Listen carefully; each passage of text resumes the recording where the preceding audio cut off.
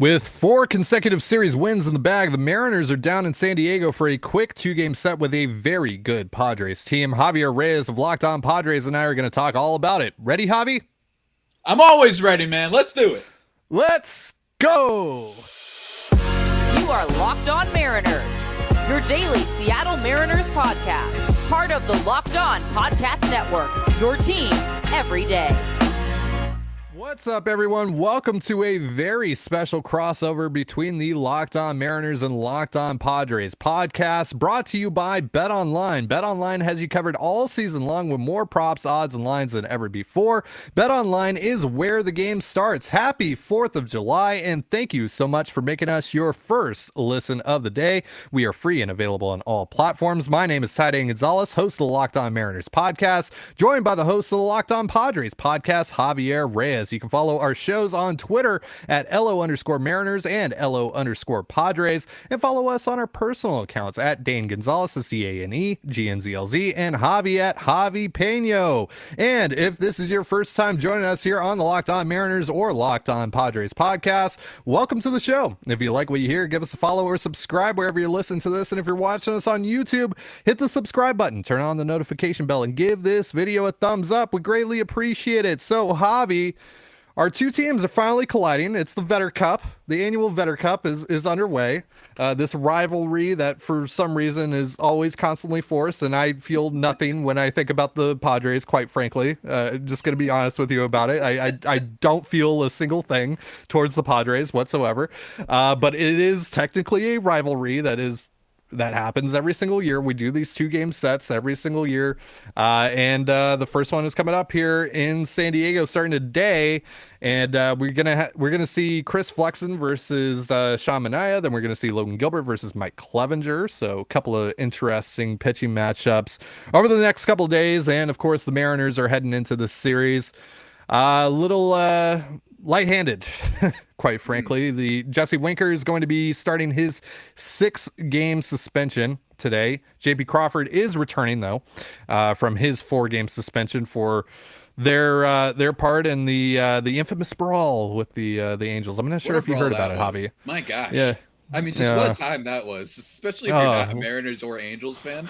I'm just enjoying it from the background. I'm like, what happened? Baseball's the last sanctuary of good fights. You know what I mean? Because they can't really happen in football. They certainly can't happen in the NBA. There's a lot of hold me back. In baseball, it's just really dumb. And I think that we kind of have to enjoy it sometimes. Unfortunately, though, Mariners got maybe a little hosed and all that. I don't know. Because I get maybe being mad that Trout was almost hit and you should stand up for him.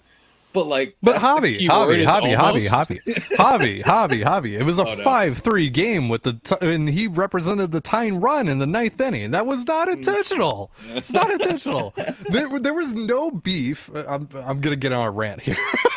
I'm gonna keep this quick. I mean, my listeners probably want to hear your perspective too. Go for it. All right. Well, I'll keep this quick though, because I do want to ask you about the Padres and everything going on with them. But so it was a 5-3 game. On Saturday. There was no beef before that between the Angels and the Mariners. And by the way, a week beforehand, Michael Lorenzen hit Justin Upton in the head with a fastball, and we didn't even think twice about it. No one caused a stir. Scott Service and the Mariners dugout didn't stare down the Angels dugout or anything. And I'm sure you've seen the John Boy video by now where Phil Nevin and the Angels dugout stared at them as they walked off the field and all these things, started yelling out at them, all this stuff, whatever. And, So Swanson didn't have a good fastball that night. He missed badly to the hitter before him, McKinnon, I believe. I think he had 4 fastballs that are way high out of the zone. And the scouting report says that against Mike Trout, if you want any sort of chance against Mike Trout, who has absolutely destroyed the Seattle Mariners this season, as he does all the time, you're supposed to throw inside on him. And so Swanson threw up and into him, and the ball just kind of slipped out of his hands and got up and in. It didn't hit him. It wasn't intentional. And he came back and he walked the guy, and that just seemed to be it.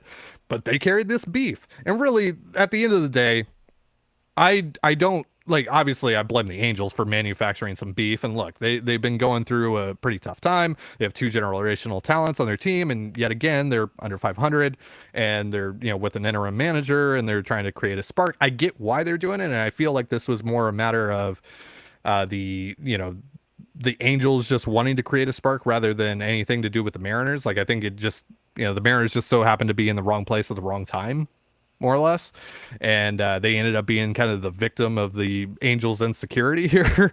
But you know, I ultimately blame this on the umpires, because Andrew wants, you know, they suddenly take Suarez, or Suarez was supposed to start the game for the Angels. They take Suarez out. They bring Wantz in as a glorified hitman. He throws at Julio. He throws above Julio's head on the first pitch of the second at bat of the game. And that should have been it right there, because even people that reported for the Angels and reported for the Mariners entered that day saying, like, everyone at the ballpark is talking about what might happen today. Everyone's going to be talking about it. And it just seems like this is going to be something that ends up going down. And so we get to it, and like, the umpires should have known, and it should have been over and done with there. Watts should have been thrown out. Nevin should have been thrown out, and it would have been over. And then the next inning, and really, like, I'm sure you can understand, if you are going to respond in some sort of way, you get one shot. And that was their one shot. They threw it at Julio's head. Should have been over. Should have been done with. All right, cool, whatever. You got your anger out? Cool. Let's move on. Then, but then they throw at Jesse Winker the next inning. And Winker, even after that, was going to go to first. But the umpire still did not throw out once. He did not eject him. He was more concerned about calming Winker down, who was calmed down. He was going to go to first. Then Anthony Rendon starts talking. And at a certain point, man, you got to just take matters into your own hands. And, you know, things happen the way that they did. I'm not saying that the Mariners are above criticism. I don't think that Winker should have went and tried to take on the entire Angels bench. It was great. Very, very Amir Garrett-esque, you know? Yeah. And, you know, and I don't think that, you know, JP Crawford should have hopped over the top and started throwing haymakers, you know, but he was also defending his guy who was getting into it with like 30 other dudes. And, you know, and I don't condone Jesse Winker for flipping off the crowd. You know, to me, that's funny, but like, also, you know, you shouldn't have done it. You know, you shouldn't have done it. I think we can all recognize that. But yeah, dude, just being objective, like being just an objective baseball fan here. And I've said this many times on this show since the brawl happened, is like, that was completely the Angels thing.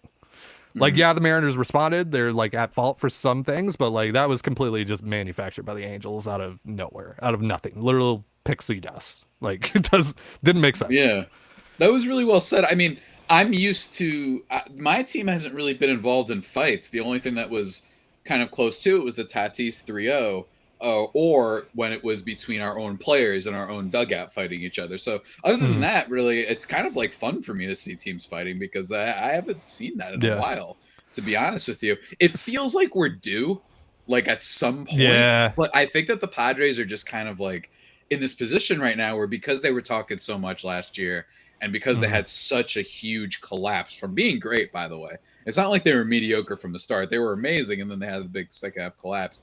And they're kind of like toning it down a little bit. I think they're like, you know what, we're the last team that's allowed to, like, you know, as you were saying, like, manufacture some sort of hype and whatnot, and being very contriving of all that. But, I mean, we headed into this Mariners series, man. And, I mean, I, for one... Yeah, like, definitely Jesse Winker should be suspended for the series, right? Like, absolutely. I actually think Julio Rodriguez should be too. And you know what? Why not? Sure. I think that I think what's his face? I think that Eugenio Suarez, who's been kind of a pretty low key, been by relative to where that trade was expected, Eugenio Suarez has been kind of the better in terms of exceeding expectations. The guy who like 1.860 last year, whatever the heck. And I have him in my super deep fantasy league right now, and he's been awesome. I think that all the Mariners lineup, maybe just for 2 days, because I think just in honor of and of the sacrifice that the Angels made, I think for the Padres' sake, I think that would be really great. Javi, I'll tell you this. Even with all those guys in the lineup, you still have a pretty good chance. Yeah. The Mariners have struggled a little bit this year. yes, particularly on the offensive side of things. I mean, even today, as we're recording this for transparency's sake, we're recording this on Sunday. The Mariners went up against a bad A's team, one of the worst teams in baseball, if not the worst team in baseball. Frankie Montas had to leave after the first inning, and the only offense came from Julio Rodriguez, and that was 2 runs, and that's it. So this team, this lineup is not in a great place. You know, they're starting the shell of Justin Upton almost every single day. That's fun. That's a great place to be. Carlos Santana has just come out of nowhere. That's interesting. So we got, 36-year-old Carlos Santana, 34-year-old Justin Upton. We got Dylan Moore, who should probably be in AAA. We got Sam Haggerty, who also should probably be in AAA. So it's a great time. Absolutely vibing right now. Adam Frazier's like playing to his like 5th percentile. Basically been second half Adam Frazier, as I'm sure you were very familiar with. I'm very aware of the Adam Frazier thing. Yeah. He was close to being as maligned as the Padres first baseman, who, for listeners of Locked On Mariners, full transparency, again, I do not say the name of the guy who plays first base for the Padres, and it actually worked for a good month of the season. And I just do not say his name. I call him the ground ball gremlin, etc. On audio related video podcast stuff, I cannot say his name. That is part of the rule. And in fairness, the rule has been working so far. So understandable. Yes, I took a quick peek at Fangraphs, and I knew that this first baseman, who shall not be named, was off to a pretty good. Just not me. He was off to a good start. I mean, technically this is going out on your channel as well, so we'll be safe here, and we will not mention him. We will not mention him. But he's got a WRC plus over 100. He's technically a league average hitter this year. Hey. How about that? Great. How about that? Great. All right. So I have a question for you about the Padres, which I still haven't even gotten a chance to ask. But real quick, we got a little sidetracked. Real quick, a reminder: this crossover special, this crazy unhinged crossover special between Locked On Mariners and Locked On Padres, is brought to you by Built Bar. From the people who invented healthy and tasty comes the latest gift to your taste buds. You've probably tried the amazing Coconut Brownie Chunk Built Bar, but guess what? Your friends at Built have given Coconut Brownie Chunk the Puffs treatment. That's right, the Coconut Brownie Chunk Built Bar flavor you love, and a deliciously chewy marshmallow covered in 100% real chocolate. It's like a fluffy cloud of coconut brownie goodness. But stop drooling and listen. They are good for you. We're talking low calorie, low sugar, high protein, and all delicious. Coconut Brownie Chunk Puffs are only here for a limited time, so go to Built.com right now to make sure you don't miss out. They are going fast because they taste amazing. All Built Bars are made with collagen protein, which your body absorbs more efficiently and provides tons of health benefits. Eat something that tastes good and is actually good for you. And the best part about Built Puffs is, of course, they taste amazing, but you can enjoy them guilt-free because they are actually good for you. They are the perfect treat, whether you got a craving, you need to satisfy your sweet tooth, or if you need a quick, healthy snack, they are an excellent source of protein. Delicious coconut, rich, sweet brownie, creamy marshmallow. Stop fantasizing. Get to Built.com to order your box of Coconut Brownie Chunk Built Puffs right now. Go to Built.com, use promo code LOCKED15, that's LOCKED15 for 15% off your order. Again, that's LOCKED15 for 15% off your order at Built.com. You're listening to Locked On Mariners and Locked On Padres crossover. Thank you again for making us your first listen of the day. So, Javi, before we got entirely sidetracked by Brawl Talk, I wanted to ask you, because your Padres, they're doing pretty well right now. They're 47-34. They're second place in the NL West. They're in a wild card spot right now. That's nice, and they're doing this all without Fernando Tatís. So, how are they doing this without Fernando Tatís? How have they been able to get to this point, especially after the disappointment of last season? Yeah, I think it's been a combination of a few things. I think it's been good situational hitting. It's been guys that have stepped up, like your Hassan Kim, who's playing really great defense and has at least been kind of an average major league hitter on top of the good defense. And then probably, even Nomar Mazara, who they had to call up, who was kind of raking in AAA, kind of a formerly highly touted guy. And he's been okay for them so far, you know what I'm saying? And then Jorge Alfaro, who had like the highest swinging strike percentage in Major League Baseball history, is coming out here, and he's been a pretty good offensive catcher, especially as the second guy technically on the team. And I'm all of a sudden forgetting who is on the Padres, so give me 1 second. Who am I blanking on right now? That's been pretty good for them. By the way, I got a question for you real quick about Alfaro. Mm-hmm. Okay, so looking like before the season started, I was looking at Fangraphs has like the depth charts, for like all the teams, and it had Jorge Alfaro as a starting left fielder. Are they actually playing Jorge Alfaro in left field? No, I don't think they've done that once. Right. That is a Marlins being Marlins thing. That was a fake news positional versatility on behalf of the Marlins. That was just deciding to put someone left did not mean that they could play left. That was wow. That was something. But yeah, and then it's him. And then of course, how can I get Profare? My boy, Jurickson Profar, who I don't know why I say his name that way, but I do.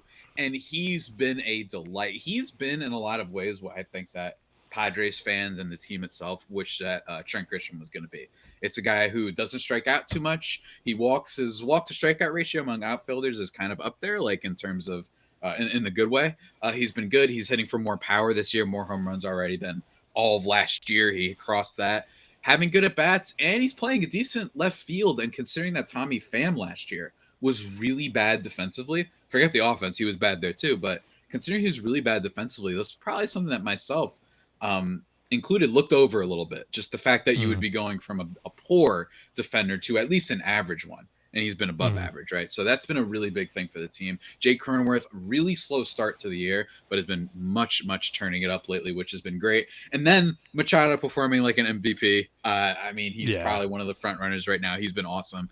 Good situational hitting. Luke Voigt, who I can increasingly am begging him to murder me in more explicit and crazy ways on Twitter. He's been ramping it up. His OPS was good last month, like 800 or something like that. He's been hitting for a lot of power. And, the starting pitching has been fantastic, right? They just got a lot of depth in that starting rotation with Cotton Eye Joe Musgrove. He's been awesome. You've got Sean Manaea, who gives you a lot of innings, the consistency, the strikeouts. And then you've got Mackenzie Gore, who's one of the league National League Rookie of the Year contenders. And then you've got Blake Snell. And then you've got Yu Darvish, who, while his strikeout rate is low, he has been going longer into games, which is good. I mean, he's been a pretty good pitcher. So it's really a lot of depth when it comes to starting pitching that they kind of can just go out there and be like, as long as we score 3-4 runs, we feel like we have a good shot at this. And that's kind of been the winning scenario, especially with Machado playing otherworldly right now. Although they did just get their butts kicked by the Dodgers. In fairness, before people freak out, it is the Dodgers, and I just think that for a regular season thing, I'm not expecting the Padres to always compete against them. I'm not all that concerned about that in the grand scheme of things, because let's be honest, it's not like the Dodgers are immune to losing in the playoffs. So we'll figure out that when that gets there. But in honor of Independence Day, we did not go quietly into the night. We did not vanish without a fight, my friend. All right, we did take that last game thanks to Luke Voigt and a Hassan Kip home run, but that's kind of the big breakdown of the Padres, man. It's been good, all things considered, and how much bad mojo, especially from the Tatis injury, the collapse, the fact that their roster is really weirdly constructed and they can't really necessarily just go out and spend. You know what I mean? Right. They don't have as much flexibility with their roster. They've been sensational, all things considered. Yeah, it's pretty incredible, for all the reasons that you mentioned, and also, again, coming off of the disappointment that was last year and being without Tatis, it's just, it's pretty surprising to see that, we're nearing the All-Star break here. We're nearing the halfway point. We're basically actually today is going to be the halfway point at least for the Mariners. Going to be 81 games, and the Padres are doing what they're doing right now, and so it's really exciting, and especially it's really exciting for when Tatis gets back in the fold eventually. When do you think that will be? Oof, that's the question, right? I mean, Tatis, it sounded like, because it's like a couple weeks ago when he's getting his scans and whatnot, he had not really progressed the way that the team had hoped. I am also, the big kind of elephant in the room is that he's still got this shoulder injury that kept him out kind of sporadically last season. And this is a separate wrist thing from a motorcycle incident that everybody has been talking about, right? And for good reason, by the way. I'm not blaming everybody. But so it's kind of one of those things where I didn't like the way everyone was kind of just plugging him in, right? They were like, all right, he's out for 3 months and we'll have him by maybe by the All-Star break. I don't know, man. Like, I'm hoping that he comes back, but you got to be really careful with this guy, especially with his already checkered injury history. So we're going to have to see what happens, and we're gonna have to see where he plays, right? That's gonna be an interesting thing. Does he play right field like he did last year because they like Kim's defense, which is totally fair, and maybe give Tatis a little bit of a breather? Do they put him at DH? It's going to be really interesting. Obviously, I want him back, and obviously, when he gets back, he is in the lineup immediately. He's just that skilled of a player. But until then, man, I don't know. I'm hoping that he comes back, but it's also, I think people need to stop plugging it in. This isn't someone who just sprained their ankle and they have to be out a week and a half. And you're like, yeah, you'll be back. But, we'll have to see. Well, and that's the thing that's going on with the Mariners right now, right? Is like Kyle Lewis has been out, for a considerable amount of time. He came back for 4 games after undergoing knee surgery and then was concussed. He was awesome for 4. Yeah, he was awesome for 4 games, hit a couple of home runs, including one off of Verlander. By the way, Kyle Lewis owns Justin Verlander. Just want to get that out there. Now, Ty, go ahead now. Justin Verlander is his son. Anywho. But yeah, like, he's now, been dealing with a serious concussion. On top of that, they've been without Mitch Haniger since the end of April with a high ankle sprain. He's not supposed to be coming back until at least the All-Star break. Ty France has been on the IL for the last couple weeks with a grade 2 flexor strain in his left elbow, and it's like he's expected to come back in the next few days potentially, but you never know. It's also a situation where general manager Jerry DiPoto is hopping on radio and saying like if Ty France comes back rather than when Ty France comes back. And that's really concerning to hear. And so, all these things, plus you got the suspensions on top of it. It's just this team really cannot catch a break. And right now it's entering, or it's right now in the midst of a very critical spot in its schedule where, the schedule is starting to lighten up really. The Padres are the first team above 500 that they faced in a really, really long time.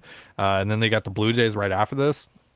And, they're only 3 games under 500 now. They're playing a little bit better ball, even though the offense is still lagging behind. The rotation's been great. The bullpen's starting to get a lot better. But, this team is just, it's not deep enough to survive all of these injuries. And that's why we've seen the Carlos Santana trade, even though that's not very exciting. They just needed someone who has at least graded out as a league average hitter that can get on base some. And that's, it's not great, but it even when the trade was made, I went on this show and said, he's not amazing, but he is technically better than half of this lineup.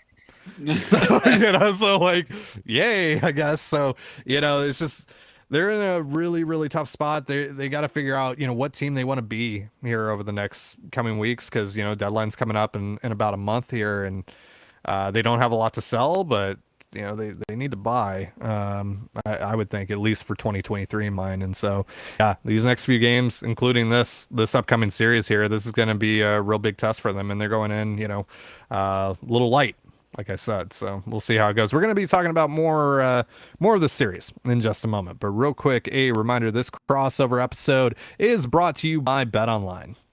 BetOnline.net is your number one source for all your betting needs and sports info. Find all the latest sports developments, league reviews, and news, including this year's NHL playoffs and Major League Baseball. BetOnline is your continued source for all your sporting wagering information, including live betting, esports, and scores. And BetOnline.net remains the best spot for all your sports scores, podcasts, and news this season. It is the fastest and easiest way to check in on all your favorite sports and events, including MMA, boxing, and golf. So head to the website today or use your mobile device to learn more about the trends and action. BetOnline is where the game starts. So, Javi, as I mentioned, unfortunately, Ty France is out for the series. Taylor Trammell is also out for the series, and he was both my boys. Yeah, he was playing very well before the injury as well. I love he's great. He's a great dude. He's cool. Just he's a cool dude.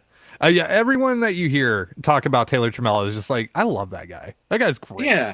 I remember hearing him on like Baseball Barbecue like 3 years ago or whatever, and I was like, this guy's so much fun. Like, I'm really pulling for him. Maybe it can be just a solid MLB player. I mean, when the Padres had him, I was really bullish on him, probably because good God, right after they traded Manny Margot, I was like, there's no outfielders here. Let's go. Taylor Trammell's the future. So maybe that was a mistake there, but like, he's okay. And then you've got, of course, my boy who, like, and I've made this joke a lot, so apologies for people who listen to my podcast, but like, like the Community episode where there's like the darkest timelines and whatnot. Yeah. It's not the darkest timeline we're in. I think the darkest timeline we're in is if the Padres had made that trade for Joey Gallo and they gave up Mackenzie Gore and Abrams, which is what reportedly the Rangers were asking for. That's the darkest, but we're in like the second darkest, and that's because of the Ty France trade, which is just there is the happy timeline where Ty France is playing first base, and the current first baseman for the Padres, the ground ball gremlin,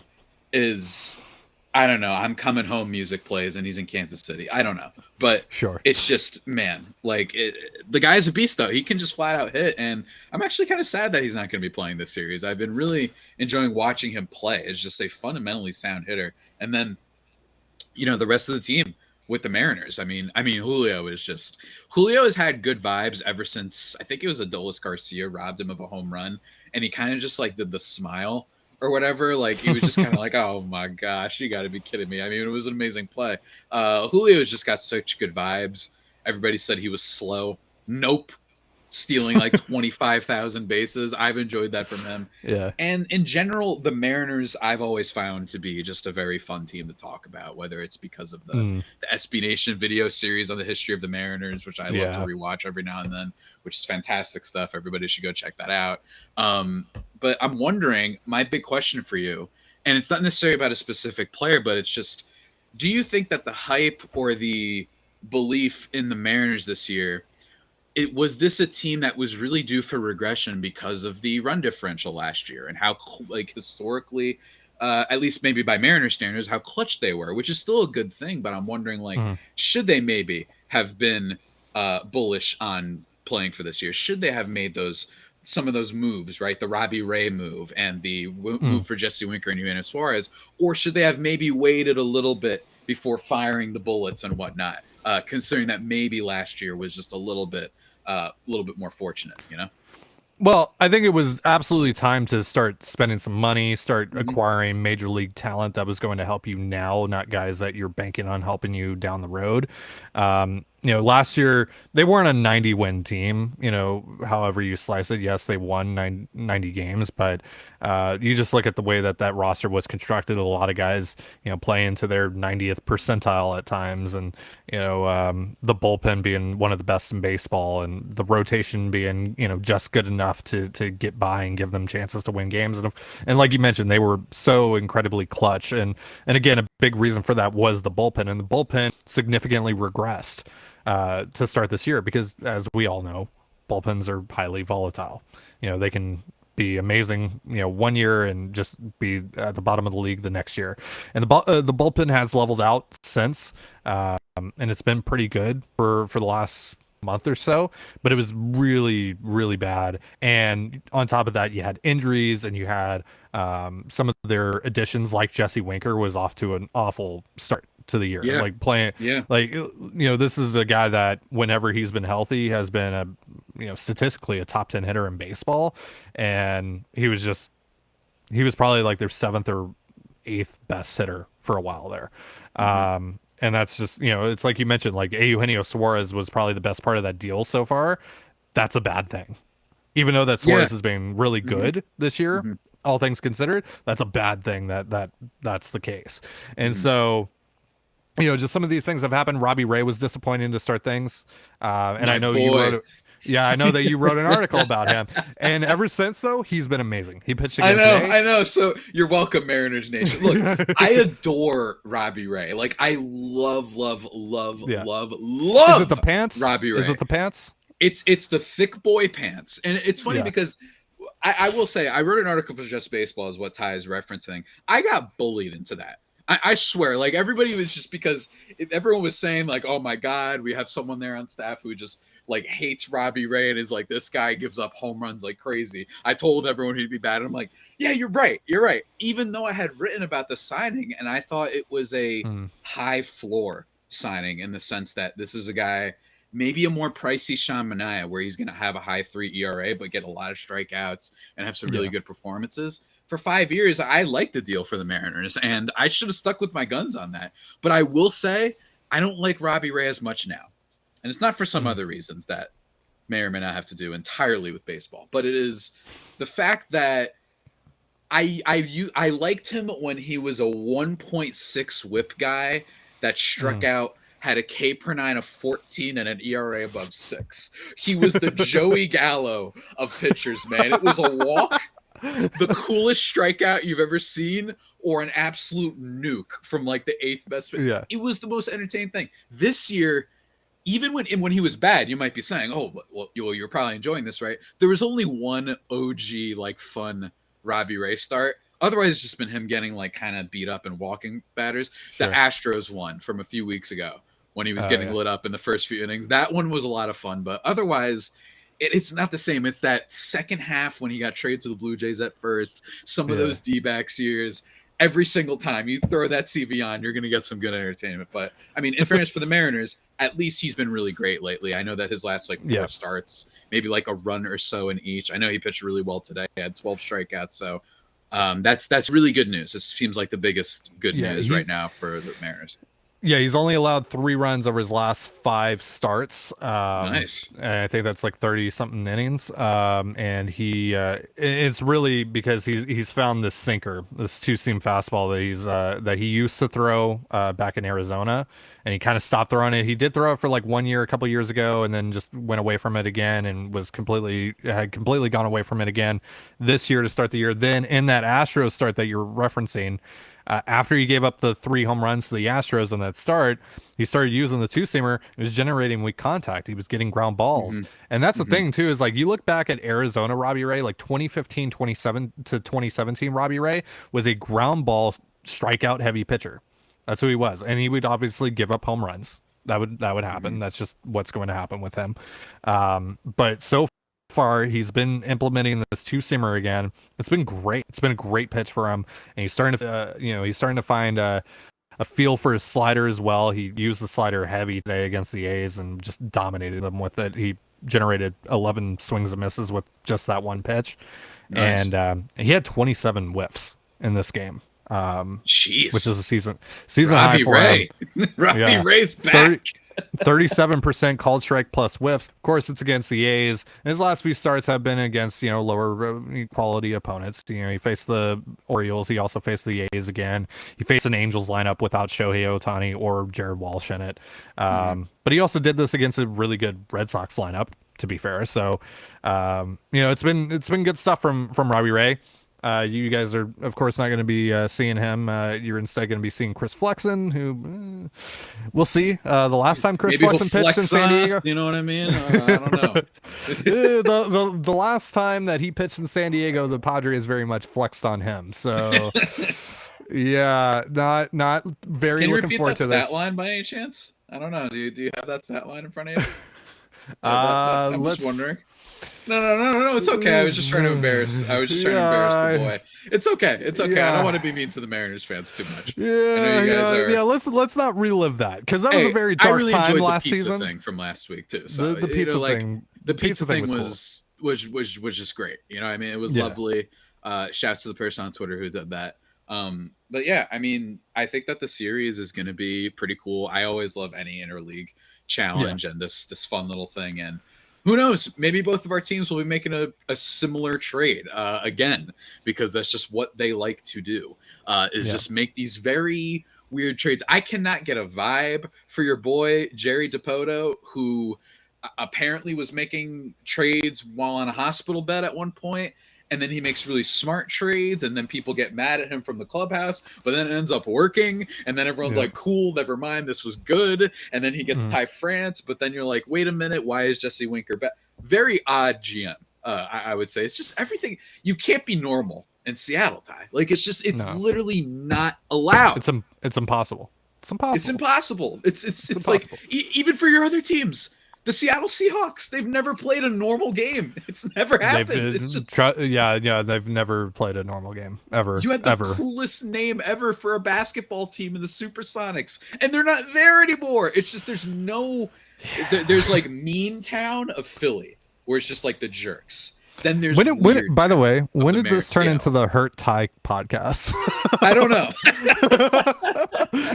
The Seahawks suck now. The Sonics are gone. The Mariners suck. All right, I'll take the Sonics one. The Sonics one was totally out of pocket. That was my fault. I don't know why. You want to take a shot at the up. Kraken now? You can take a shot at the Kraken if you want as well. Like, I love the Kraken. Love the Kraken. Release the damn Kraken. More teams need to have better names. Absolutely. All right, so before we hop off here, let me get a prediction out of you. What are you feeling? I'm feeling a series split. I think that the Pods are in a little bit of a weird spot right now. I don't feel great. I don't know. It's just there's just a lot of questions with some of their offensive players. And also I think that, I don't know, there's something about Clevenger for this start. I can't get a good read on him. I don't know. He might go out and shove. I mean, he did really good the other day, which was awesome. When he's been kind of pitching and healthy, Mike Clevenger, who we didn't get a chance to talk about, has actually been pretty good. And I actually really like to defend that trade because I don't think that it's a bad trade if the player gets hurt necessarily. I think that that's just unfortunate bad luck. While the Ty France one is absolutely like, yeah, we got fleeced on that trade. While the Mike Clevenger thing, it's not like he knew after 2 starts, AJ Preller, my boy, that the guy was going to need Tommy John surgery, right? Like that's just kind of unfortunate luck. So I'm curious to see how he pitches. But for the most part, I mean, I don't know, man. I don't know. I don't like predicting series, to be perfectly honest with you. Yeah, no, you know, we would do this like pick to click, take to rake thing, you know, for a while, and it just kind of felt like we were always, cursing the players that we picked, so we kind of just stopped doing that. But I'll throw out a prediction. Why not? Go for it. Mariners get swept, probably. we're being real. Like, all right, because here's the thing: for all the reasons that I mentioned, the injuries, the suspension, to Winker and everything, because Winker has been playing a lot better lately. He's been one of their best offensive players lately, so that is a pretty huge blow right now. It kills the momentum, yeah. I don't think Chris Flexen's going to be able to keep it close enough today for the Mariners, because like the Mariners offense, if we're being real about it, barring some crazy out of nowhere explosion, which could happen, to be fair, it is baseball, but they're probably only going to be able to score a couple runs. I don't think that Flexen's going to be able to keep the Padres on the board just for a couple of runs. So the key game here really to me is the Clevenger versus Gilbert start. Gilbert is very much capable of Logan Gilbert. We didn't talk about him. Yeah, Logan Gilbert is very much capable of limiting this Padres offense. So that could give the Mariners a chance here, because again, I just don't think they're going to be able to score enough runs, just given the lack of firepower that they have throughout the lineup. Because like the top of the lineup is fine. It's just basically 5 through 9 is a black hole for the most part, and anything that you get out of that is a bonus. So yeah, I think this is a possible sweep for the Padres. Could be a series split. I don't think that there's any chance that the Mariners get a sweep in San Diego. Again, barring some crazy out of nowhere explosion that no one foresees. But hey, it's baseball. Hey, we are in uncertain times. I'll tell you that much. And in sports world especially, you just never know. You never know, man. You never know. Who knows what the Mariners are going to do? They might all of a sudden pluck Frankie Montas out of nowhere. I don't care if it's in the division. Maybe Nothing they'll trade makes sense anymore. Maybe the Mariners will trade for Kevin Durant. Hey, yeah, maybe they will. Why not? Let's just do it. Everybody, enough is enough. Let's just go balls to the wall. That's it. Oh my gosh, I am ready. Sports are back. All right. And, sports are back. Sports are back. And shouts to everybody. I was in North Carolina. That's why you didn't get any episodes. The hotel Wi-Fi was weird and was very mean to me. But shout out North Carolina, cool place. Shout out to North Carolina. That's where Kyle Seager is from. That's all I got on North Carolina. Thank you for Michael Jordan. Yeah. That's going to do it for our show. Thank you so much for joining us here on the Locked On Mariners, Locked On Padres crossover special. For Javier Reyes, I'm Titan Gonzalez. Be sure to give us a follow on Twitter at LO_Mariners and LO_Padres. You can follow me at Dane Gonzalez, that's TANEGNZLZ, and Javier at Javi Peno. You can also find all that stuff in the description of this episode. And thank you again for making us your first listen of the day, just like you do here every single day. Now make your second listen of the day Locked On MLB Prospects. Host Lindsey Crosby is a prospect encyclopedia, and he's going deep on the MLB stars of tomorrow. It's free and available wherever you get your podcasts, just like us. And with that, have yourself a beautiful baseball day, and we'll see you tomorrow. Peace.